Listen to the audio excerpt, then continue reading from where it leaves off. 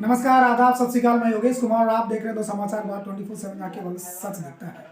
जैसा कि आप जानते हैं, बिहार में पंचायती चुनाव का दौर चल रहा है। कई चरणों में चुनाव हो चुके हैं। परिणाम स्वरूप हमने देखा, कहीं अगर खुशियां देखी तो कहीं सन्नाटा भी दिखा। बहरहाल ये चुनाव है, ये सब होता ही रहता है। चुनाव जब भी आते हैं तो प्रत्याशीगण के द्वारा कुछ चीज़ें हमें आमतौर पर देखने को मिल ही जाती है। अमूमन उनके द्वारा मतदाताओं को लुभाने, रिझाने, बहलाने, फुसलाने का काम बदस्तूर चलता रहता है।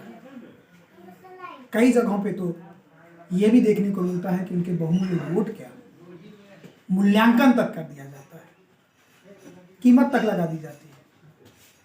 बहरहाल आज हम लोग मौजूद हैं कदवा प्रखंड के गेठौरा पंचायत में। आज हम आपको एक जनप्रतिनिधि से रूबरू कराएंगे। हम उनसे जानने की कोशिश करेंगे कि किस सोच, किस मंशा, किस इच्छा के साथ वो इस बार चुनावी मैदान में है। वो मुखिया के प्रत्याशी हैं। हम यह भी जानने की कोशिश करेंगे कि आखिर वो मुखिया क्यों बनना चाहते हैं। चूंकि उनका राजनीतिक इतिहास थोड़ा लंबा है, तो उनसे हम यह भी जानने की कोशिश करेंगे कि पिछले 5 साल, यानी कि 5 साल से पूर्व इस पंचायत का, इस प्रखंड के विकास के नाम पे क्या क्या हुआ, उस विकास के नाम पे स्थिति क्या थी, वर्तमान में स्थिति क्या है, ये सारी चीज़ें भी उनसे हम जानने की कोशिश करेंगे। नमस्कार। नमस्कार। सबसे पहले तो आपका परिचय चाहेंगे। जी, मेरा नाम चुन्ना सिंह, समाज सेवी। जी। मेरी पत्नी इस पंचायत से मुखिया पद के लिए प्रत्याशी बनी है और महिला सीट है, इस कारण से महिला को प्राथमिकता दी गई है। एक चीज़ बताइए, आखिर आप लोग जो चुनाव लड़ रहे हैं, किस इच्छा, किस मंशा के साथ चुनावी मैदान में है?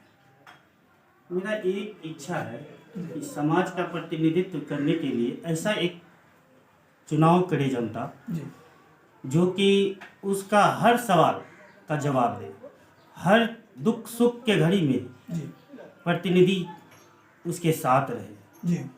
ये मानसा मेरा है कि उसका जो भी सवाल हो, उसके साथ जो भी कठिनाई हो, उस परिस्थिति में प्रतिनिधि उसका साथ है। तो क्या लगता है, अब इससे पूर्व में जो प्रतिनिधि यहाँ इस पंचायत को लीड कर रहे थे, क्या वो इन चीज़ों पे खड़े नहीं थे?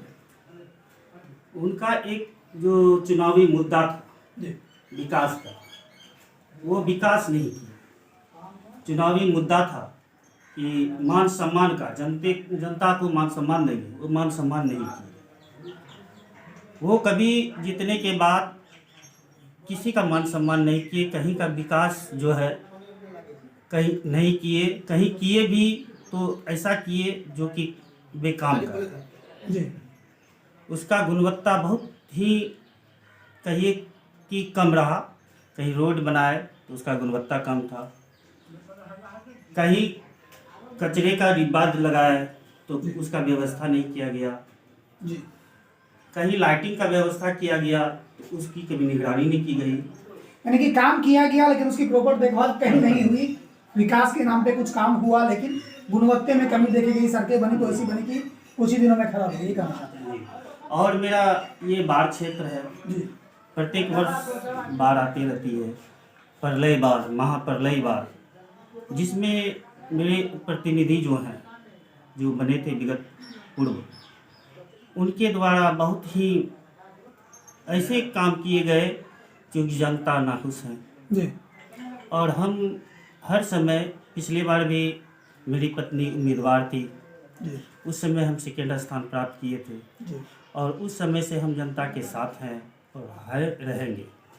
एक चीज़ जानना चाहेंगे, अमूमन हम लोग जब देखते हैं कोई भी प्रत्याशी को चुनाव लड़ रहे हैं, उनका मुख्य मुद्दा जो रहता है, मुद्दा सबका लगभग कॉमन रहता है। मुद्दा एक ही, विकास को लेकर के सभी आगे जाते हैं। तो सही मायने में विकास का क्या अर्थ, क्या समझे विकास को?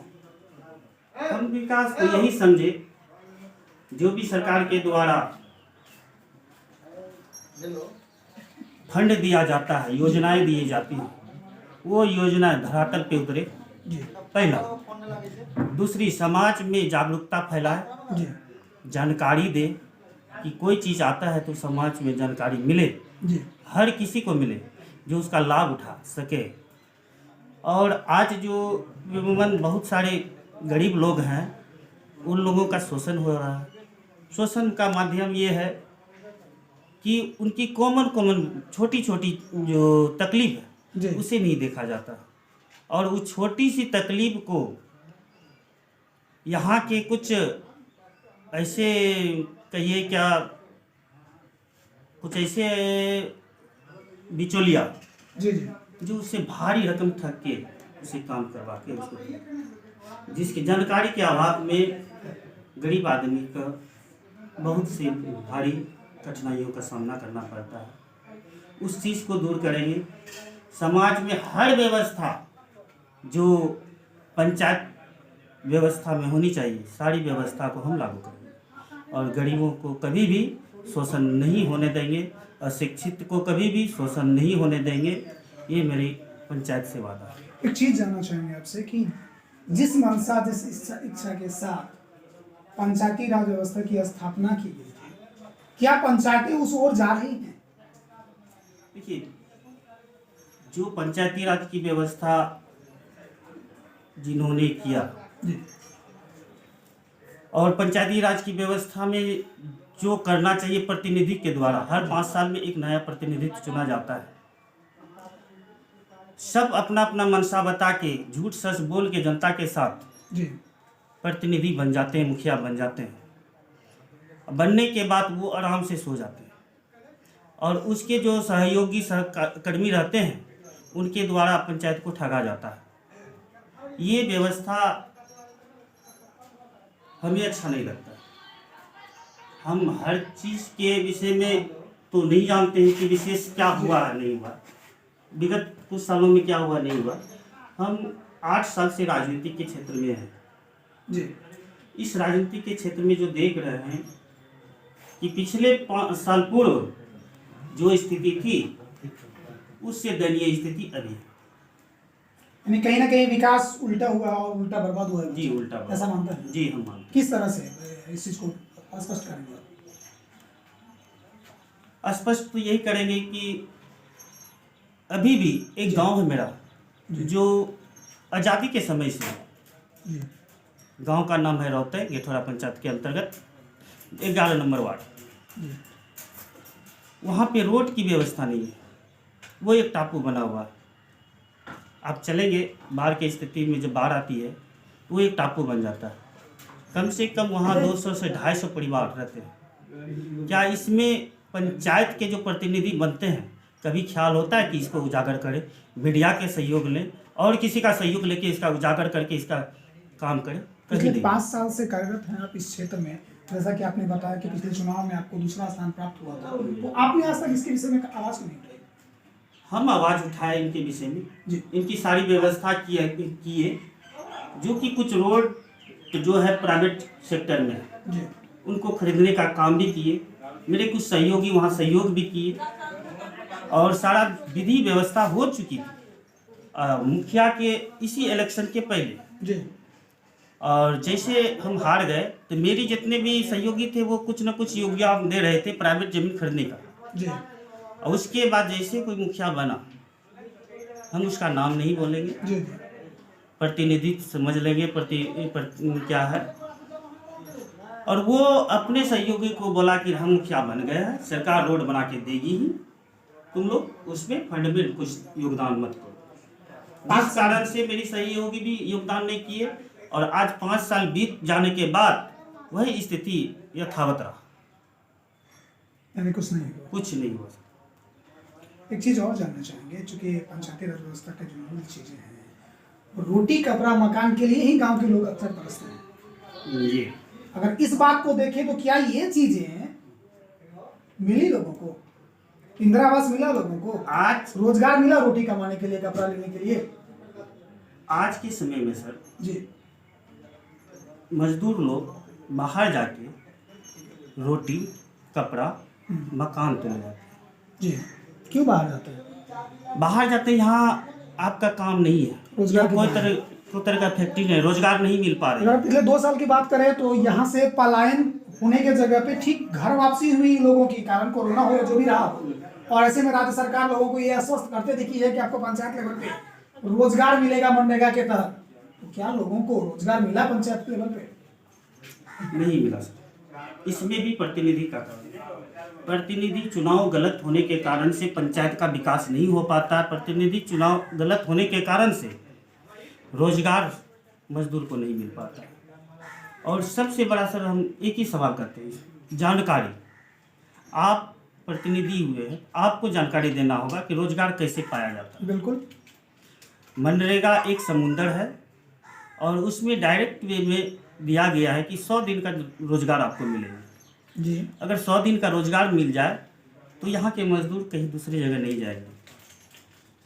नहीं मिलने के कारण से मजदूर को पलायन करना पड़ता है। काम तो हो रहा है मनरेगा के तहत। काम तो हो रहा है, सारी काम हो रही है, सभी कोई वो जानते हैं, रोजगार मीडिया में में। क्या वो कागजी हो रहा है? कागजी सर कुछ नहीं, कागजी तो होना ही होना है। इसमें सर सबसे पहली बात है क्या, काम आपको दिखने में आ रहा है कि रोजगार हुआ जी। यहाँ पे लेबर लगेगा 10, हम वहाँ पे ट्रैक्टर से दे देते हैं और सिर्फ चीज से दे देते हैं। तो मनरेगा में तो उस चीज को जी, ये दर्शाया जा रहा है, कागजी काम में दर्शाया जा रहा है। लेकिन अब हकीकत पहुँचे, अब मीडिया वाले सतर्कता को दर्शाने वाले, अब मीडिया जाके हकीकत जानिए कौन सा काम हो रहा है। सिर्फ दिखावटी काम हो रहा है, कागजी काम हो रहा है। हम ट्रैक्टर से काम कर रहे हैं, जेसीबी से काम कर रहे हैं, मेरे अकाउंट में पैसे आते हैं, बिचौलिया पैसे लेते हैं, हमें 2 रुपया दे देते हैं, चले जाते हैं, यही होता है। जनता आपको वोट क्यों दे? सर हम राजनीति बहुत कम समय 8 साल से कर रहे जी। हैं और 8 साल से जनता के दुख सुख में हम रहे हैं जी। और हर परिस्थिति में जनता के साथ रहे हैं। जब हम हार भी गए तो हम जनता के साथ हैं। जनता जानती है कि ये क्या कर सकते हैं और जनता जिताएगी तो उसके बाद हम क्या करेंगे ये जनता स्वतः जानती है। ये थोड़ा पंचायत की जनता हो या अगर कोई भी हो, निष्पक्ष भाव से हम उसका सेवा किए। आज उनका कर्तव्य है सेवा का फल देने का, कल मेरा कर्तव्य रहेगा उसका निर्वाह करने का। बहुत बहुत धन्यवाद हमसे बात करने के लिए। जी धन्यवाद। अभी आप सुन रहे थे, एक प्रत्याशी हैं गेठोड़ा पंचायत के चुन्ना सिंह जी। उन्होंने बहुत सारी बातें बताई। हालांकि पिछले चुनाव में इन्हें दूसरा स्थान प्राप्त हुआ था। उन्होंने बहुत चीज़ें बताई भी किस तरह से इनके अनुसार ये पंचायत अभी भी पिछड़ा है। पिछले 5 साल में विकास के नाम पे इस पंचायत पे कुछ भी नहीं हुआ है। ये बातें इन्होंने बताई। अब इनकी बातों में और धरातली हकीकत में अगर कोई अंतर है या वस्तु स्थिति बिल्कुल वैसा ही है जैसा इन्होंने कहा, ये सारी चीज़ हम आपको दिखाएंगे ग्राउंड रिपोर्ट में। बने रहिए आप समाचार।